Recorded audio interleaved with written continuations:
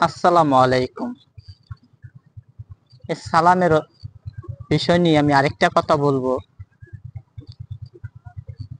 আমার ব্যক্তিগত, আমি এক সময় এক জায়গায় যে যাইতেছিলাম, এই মুহূর্তে আমাকে ধরছে। ধরার ফলে বলতেছে সাথে কি আছে বাস করে। আমি বেশি কিছু বলতে পারি না। আমারে জনই কথা বললো, আমি সাথে সাথে বললাম, মানে আমাকে ধরার পর আমি সাথে সাথে বললাম, ভাই আসসালামু আলাইকুম, কেমন আছেন আপনারা? তার সাথে সাথে উত্তর দিল যে আলহামদুলিল্লাহ আমরা ভালো আছি। তা আগে যে বলছিল, তখন সে বলতেছে ভাই আপনি কই যাবেন? যে আমি ভাই আমি এখন মাগরিবের টাইম হইতাছে, আমি নামাজে যাব। তারা তিনজন ছিল।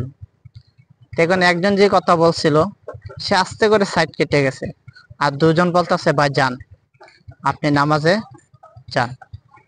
দেখেন, আমি যদি সালাম না দিতাম, দেখা গেছে এই সময় আমার একটা যে কোনো সময় ক্ষতি হয়ে যেতে পারত।